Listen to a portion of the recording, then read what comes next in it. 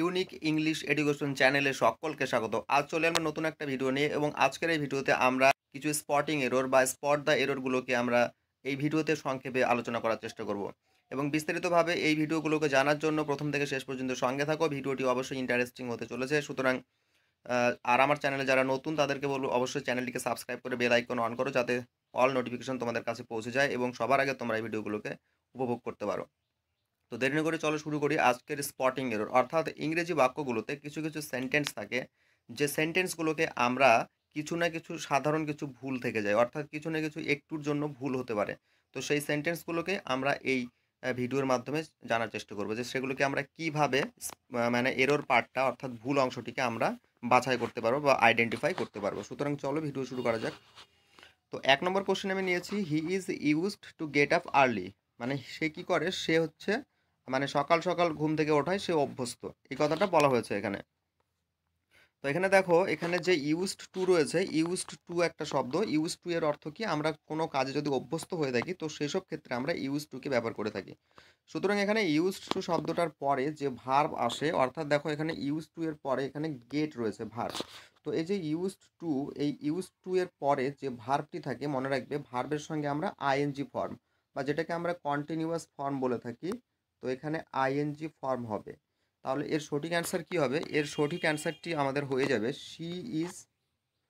He is used to getting up early. তাহলে বুঝতে পারছো এখানে কি হয়েছে, এখানে হয়েছে গেটিং ভুল রয়েছে, তো গেটটা হয়ে যাবে গেটিং। নাম্বার টু এ নিয়েছি, the businessman along with his daughters are going. এখানে একটু ভালো করে খেয়াল করো, দ্য বিজনেসম্যান বলতে আমরা কাকে বুঝি? একটা কোনো ব্যবসায়ী।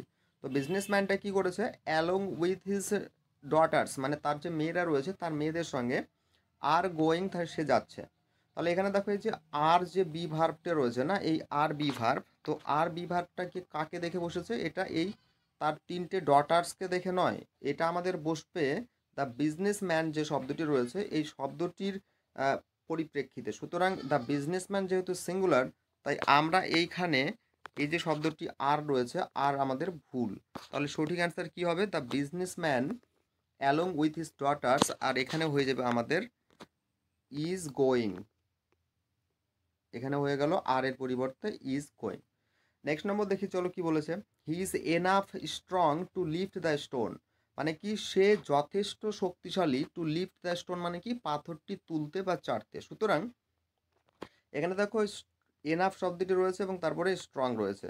তো এই যে স্ট্রং শব্দটা রয়েছে, স্ট্রং এর পরে এনাফ বসে, অর্থাৎ এনাফ কিন্তু স্ট্রং যে অ্যাডজেক্টিভ, স্ট্রং কি, স্ট্রং একটা হচ্ছে এটা আমাদের অ্যাডজেক্টিভ।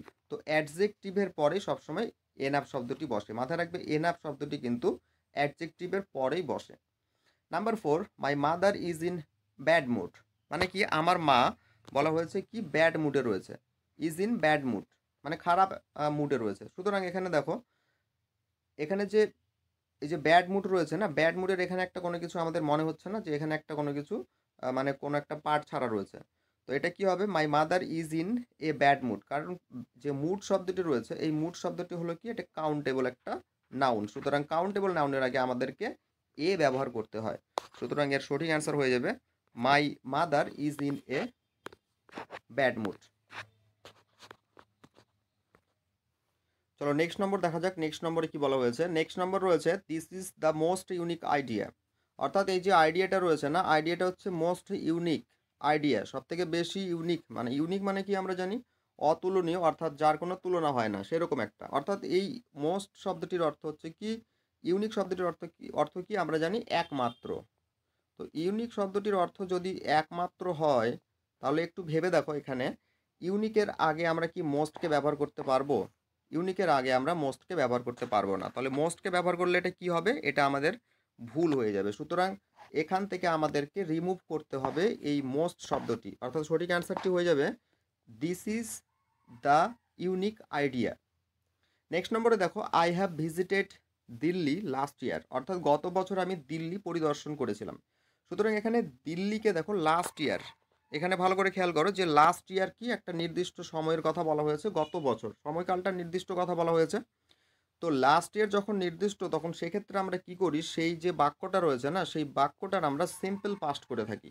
তো সিম্পল পাস্ট যদি আমরা করে থাকি তাহলে এখানে কি হ্যাভের কোনো প্রয়োজন রয়েছে? এখানে হ্যাভের কোনো প্রয়োজন নেই। সুতরাং এখানে কি হবে, এখানে আমাদের এই হ্যাভকে এখানে উঠাই দিতে হবে, হ্যাভকে তুলে দিতে হবে। নেক্সট নম্বর দেখো, mister Sen is going to abroad, অর্থাৎ মিস্টার সেন কোথায় যাচ্ছে, সে অ্যাব্রোড, গোয়িং টু অ্যাব্রোড মানে বিদেশ যাচ্ছে নেক্সট উইক মানে আগামী সপ্তাহে। দেখো এখানে কি অ্যাব্রোড যে শব্দটি রয়েছে মাথায় রাখবে, অ্যাব্রোড শব্দটির আগে কখনো টু বসে না, অ্যাব্রোড শব্দটির আগে টু বসবে না, ঠিক আছে, অ্যাব্রোড শব্দটির আগে আমাদের কিছুতে এখানে টু বসবে না। চলো নেক্সট নম্বর দেখা যাক। নেক্সট নম্বরে কি বলেছে, the police is investigating the case. Police কি করছে, তারা ইনভেস্টিগেটিং মানে তদন্ত করছে দ্য কেস, অর্থাৎ কি সেই কোনো একটা কেস নিয়ে তারা তদন্ত করছে। তাহলে এখানে এই যে পুলিশকে বলা হয়েছে, পুলিশ কি হয়, পুলিশ হচ্ছে একটা, পুলিশ কি একজন থাকে, নিশ্চয়ই একজন থাকে না, পুলিশরা কি তারা হচ্ছে একটা টিম নিয়ে থাকে। সুতরাং পুলিশটা হয়ে গেল আমাদের এটা কি এটা হচ্ছে আমাদের কালেকটিভ নাউন। সুতরাং কালেকটিভ যদি নাউন হয় তাহলে সেক্ষেত্রে আমরা ইজ ব্যবহার করতে পারবো না, ইজের পরিবর্তে আমাদের লিখতে হবে আর। তাহলে সঠিক অ্যান্সার হবে এটার কি, the police are investigating the case. চলো নেক্সট নম্বর দেখা যাক। নেক্সট নম্বরে কি বলা হয়েছে, নেক্সট নম্বরে বলা হয়েছে নেইদার রাম নর শ্যাম অর শ্যাম ওয়াজ প্রেজেন্ট। তো নেইদারের সঙ্গে দেখো আমি যখন বলতে চেষ্টা করেছি, এখানে নেইদারের সঙ্গে অলরেডি আমাদের নর চলে আসছে, তো নেইদার শ্যাম অর রাম হবে না, অর হবে না এখানে। তো নেইদার যে শব্দটি রয়েছে, নেইদার থাকলে ওই সেন্টেন্সে একটা নর বলে একটা শব্দ আসবে, তোমরা অনেকে জানো NOR, নর, অর্থাৎ এই নর শব্দটি আসবে এখানে। তো সঠিক অ্যান্সারটি কি হবে, নেইদার রাম নর শ্যাম ওয়াজ প্রেজেন্ট।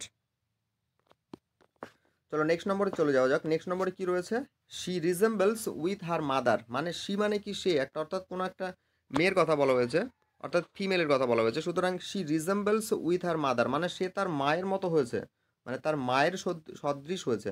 সুতরাং এখানে রিজেম্বলস যে শব্দটি রয়েছে, রিজেম্বলস এর সঙ্গে হার কিন্তু বসে না, রিজেম্বলসের সঙ্গে আমরা উইথ বসে না, রিজেম্বলসের সঙ্গে এই উইথটাকে আমাদের এখান থেকে রিমুভ করতে হবে। সুতরাং সঠিক অ্যান্সারটি হবে শি রিজেম্বলস হার মাদার, সে তার মায়ের সদৃশ হয়েছে। তো উইথ শব্দটি এখানে কিন্তু এক্সট্রা রয়েছে, এটা কিন্তু এর জন্য এই বাক্যটি ভুল হবে। সুতরাং এটাকে আমাদের এখান থেকে হটাতে হবে। তো এই ছিল আজকের ভিডিও। অবশ্যই আমার ভিডিওগুলোকে যদি পছন্দ হয় আমার চ্যানেলটিকে সাবস্ক্রাইব করো, সাবস্ক্রাইব করে বেল আইকন অন করে দাও যাতে সমস্ত নোটিফিকেশন তোমাদের কাছে পৌঁছে এবং ভিডিওগুলো সবার আগে তোমরা উপভোগ করতে পারো। এবং অবশ্যই ভিডিওগুলোকে বন্ধুদের মাঝে শেয়ার করো। তো thanks for watching the video.